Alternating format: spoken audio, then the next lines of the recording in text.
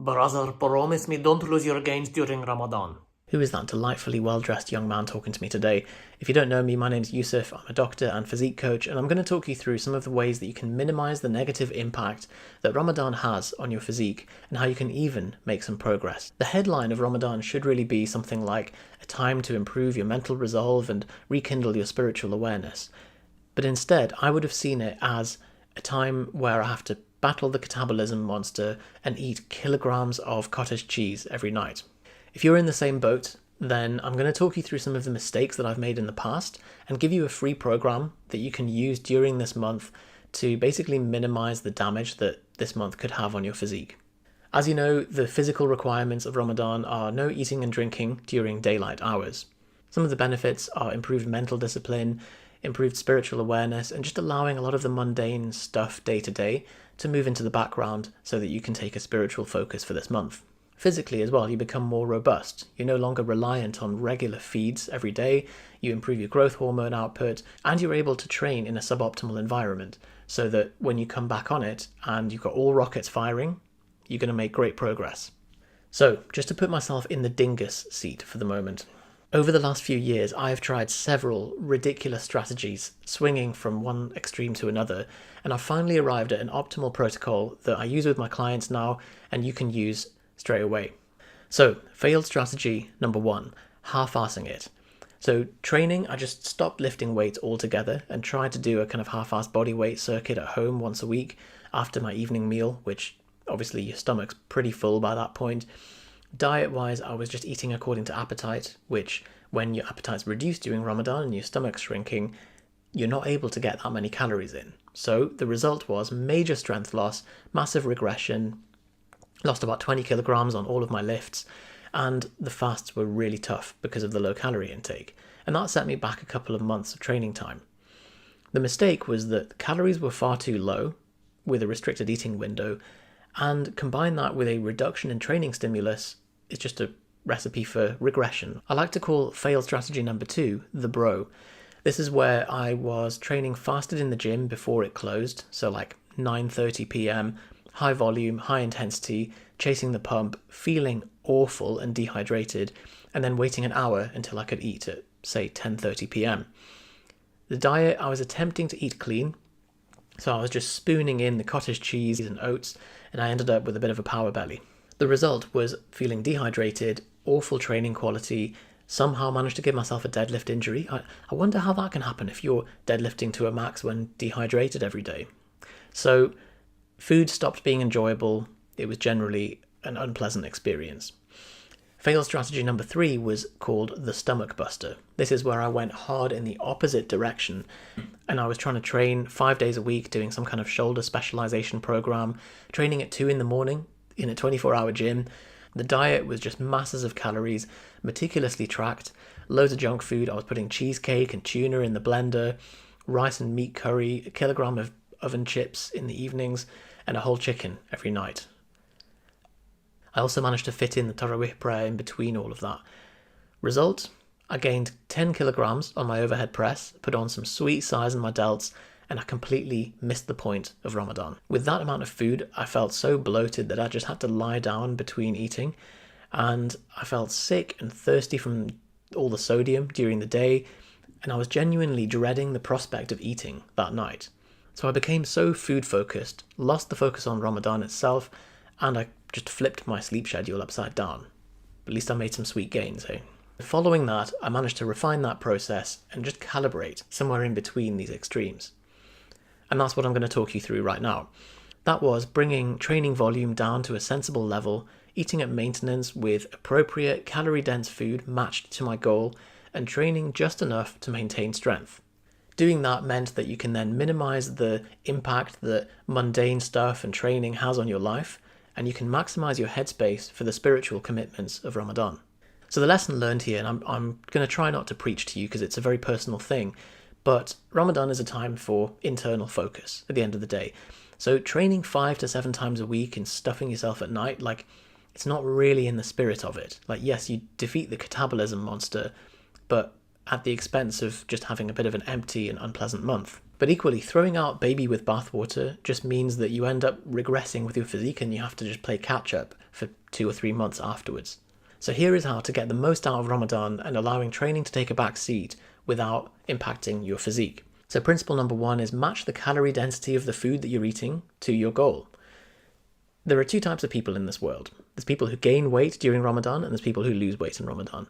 And you need to recognize which type you are, whether you're kind of an undereater or an overeater, and adjust your food choices to match that. If you tend to lose weight during Ramadan, go for calorie-dense foods. Stick with fattier cuts of meat, for example, pastries, sweets, fruit, ice cream, whatever you need to do. If you're the opposite, then maybe begin iftar with some lean protein, some fibrous veggies to kind of curb your appetite, and then move on to the carbs. Either way, make sure that you're getting sufficient protein, which in our opinion is 1.5 to 2 grams per kilogram of body weight. So if you're 80 kilograms, you want to be eating between 120 and 160 grams of protein. Principle number 2 is preparation. When iftar hits, you don't really have the time or the inclination to be planning out what you're going to eat and planning your nutrition. So that should be done during the day, well in advance, so that it makes the good decisions easy and the bad decisions hard. The same way that if you have a bunch of naughty food in your cupboard, it's going to get eaten at some point.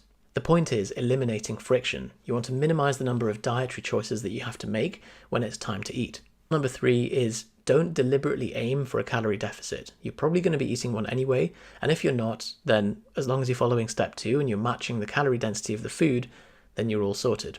Remember, portions can be misleading when that's your entire day's worth of food.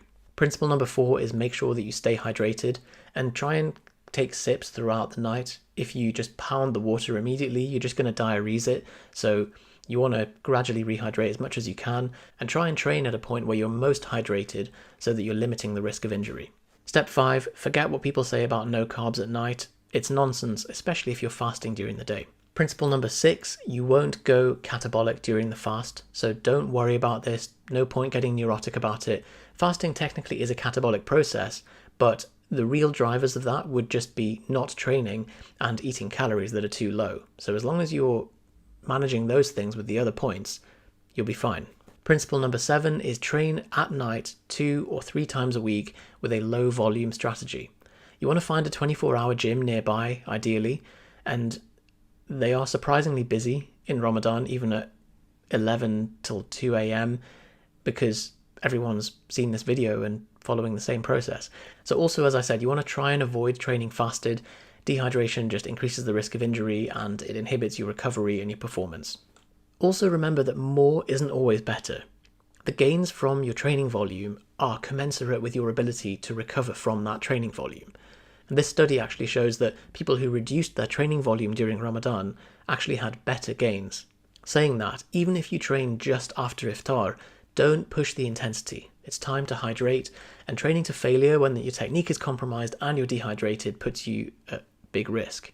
So stay away from the deadlifts and leave a couple of reps in the tank when you're training. So an example day, assuming it's British summertime and you're fasting from waking until about 10 p.m, is you start your fast and then say 6 p.m. might be a good time to have a bit of a nap if you've just finished work. At 10 p.m, you start your iftar, maybe have a serving of rice and chicken plus some dessert, litre of water at this point. 11 p.m, you start the evening prayer.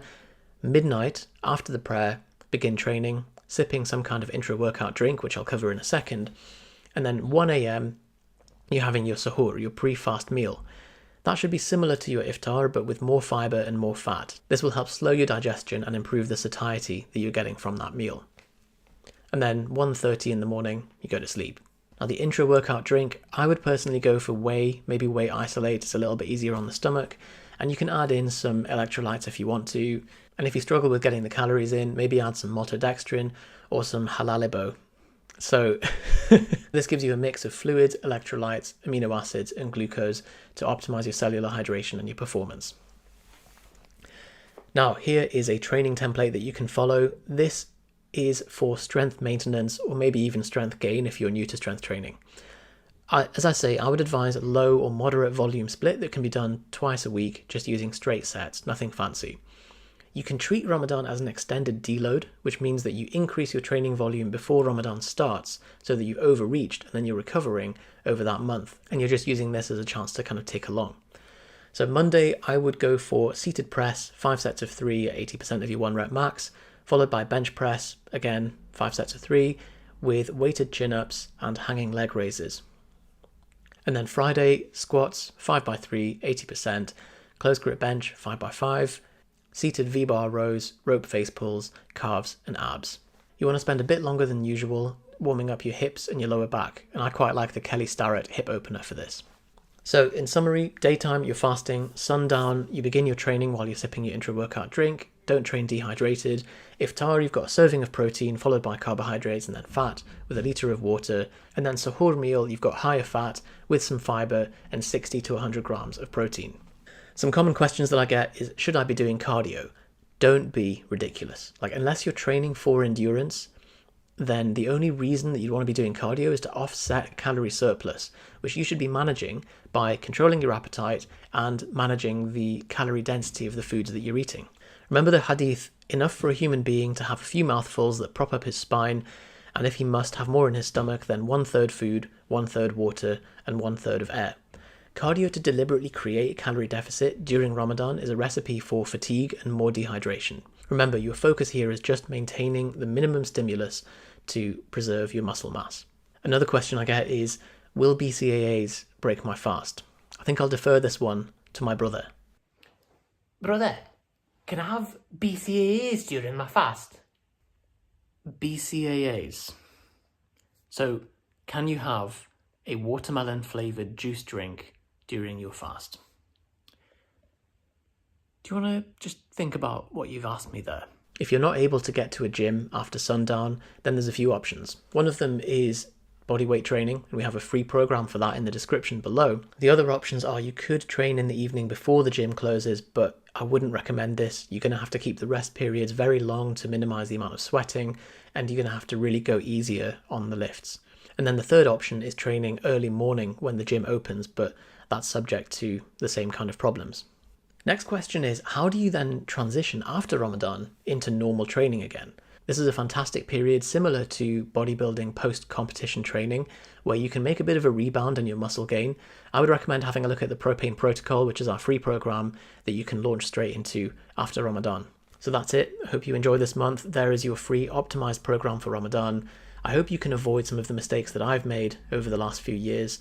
And if you're interested in more, have a look at this playlist.